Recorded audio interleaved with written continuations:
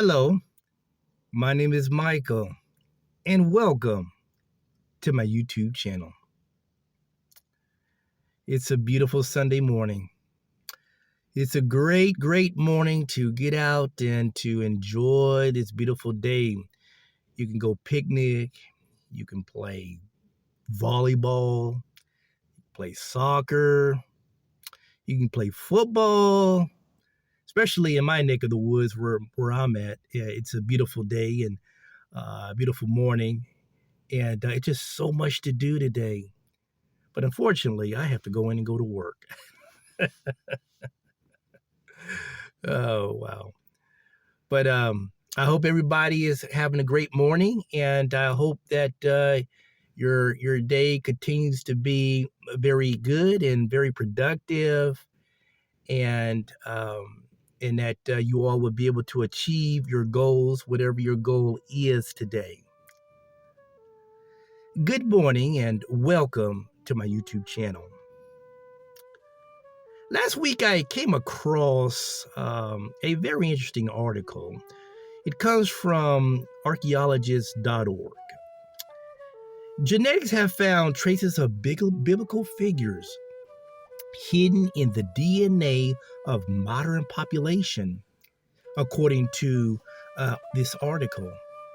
It also makes the claim that an international team of genetic experts examined the ancient DNA extracted from 93 individuals at 5 different sites in the Middle East.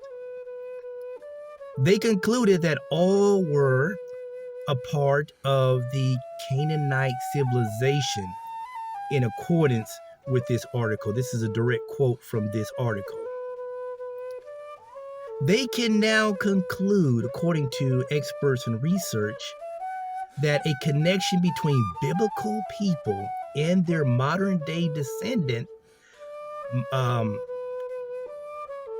can now be traced to these biblical figures. Now, my thought on this process in regards to my perspective of this article leads me towards a dead end. However, genetic tests can be accurate as long as it has analytical validity, clinical validity, as well as clinical utility. Those are all the ingredients in making a genetic test accurate, and I have no qualms with that. Moreover, forensic anthropologists, they can study skeletal remains to reveal sex, ancestry, stature, age, etc. They have the power to do that. They have the tools and the equipment to make that happen in order to do those experimentation. That's a fact. But now, however, on the contrary, how can a connection be made linking an unknown word called Canaanite to mythological personalities? How can you do that? How can that be possible?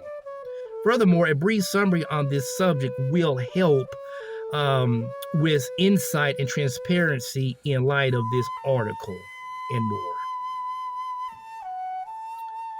In accordance with ChristianAnswer.net, the land of Canaan was promised by God to the descendants of Abraham, according to Genesis chapter 12, verse 7, and is this referred to as the Promised Land.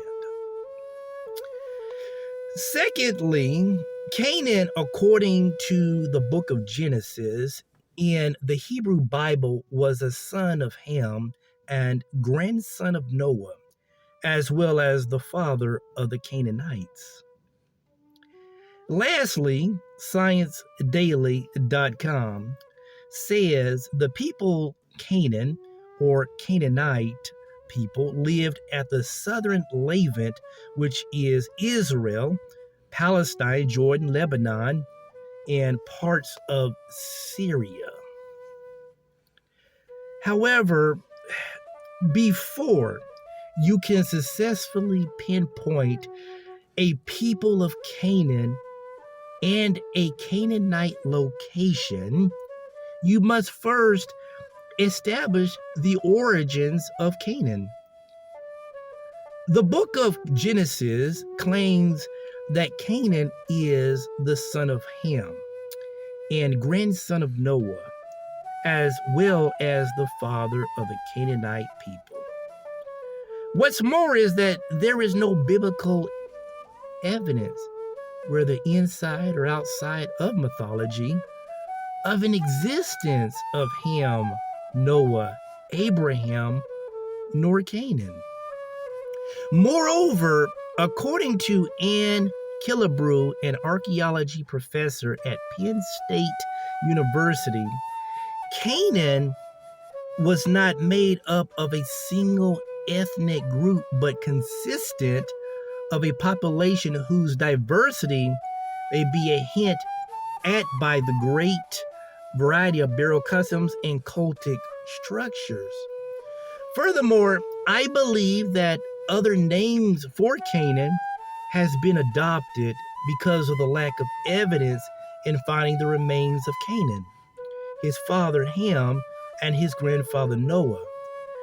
There are well-preserved ancient Egyptian corpses in the royal tombs before grave robbers stole some of them for profit that dates back to around the time of Canaan supposedly have lived. Now, some opposing perspectives claims the story of Canaan was symbolic and used as a justification of slavery or a justification for slavery. Now, in addition, there are 400 million plus people living in the Middle East.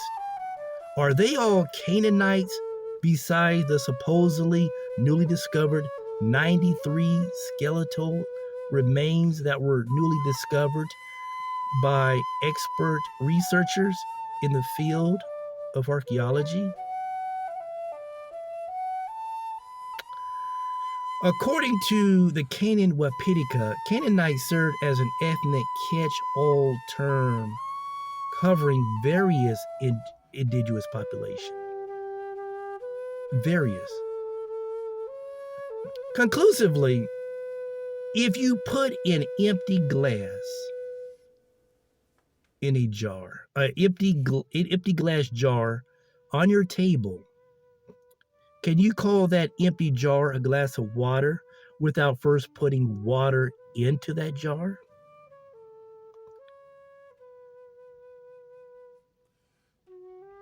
Is there an actual man named Canaan?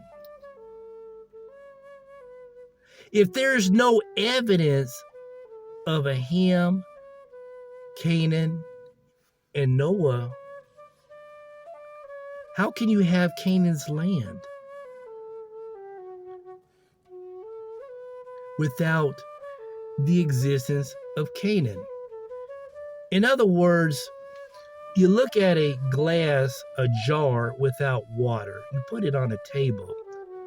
You cannot say that that is a glass of water, can you? Without first putting water into the jar. So how can you come up with a conclusion that there is a Canaan's land if you can't find the skeletal remains of Ham's son, Canaan? We don't even have the remains of Ham. We don't have the remains of Ham's father, Noah. There is no biblical, there's no evidence that there is an Abraham. God sent Abraham to Canaan's land. First, you got to be able to find Abraham first, right? Well, before that, you probably had to find Canaan before that to come up with a validity that there is such an existence. So, I don't know. Maybe you could do an empirical research. Maybe one day that, I don't know, maybe you all might be scientists in the future. Maybe you may decide that that might be your occupation. And maybe in the future you may find the skeletal remains of the so-called biblical figures. But a DNA test can be accurate. We already confirmed that.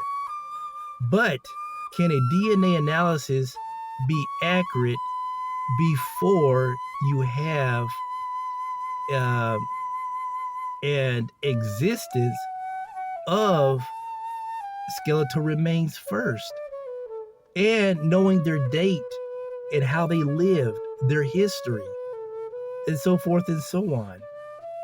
So I question this article because we don't have Canaan's body. We don't even know if Canaan exists. So how are you going to have all these Canaan land and all that? And I just don't understand how they can relate that to the Bible. Or maybe they can relate it to the Bible, but it could be that the Bible is mythology, and that if it's mythology, you can come up with all kind of analysis. You can come up with all kind of stories, and then it may seem authenticated. But when you do real evidence and you study pure history, you have to be able to find these skeletal remains and and be able to tie it in with actual events and be able to come up with a truth-centric analysis after doing so. Otherwise, it'd just be speculation. I don't know. Maybe you all can figure this out because I can't figure it out. Thanks for watching my YouTube channel.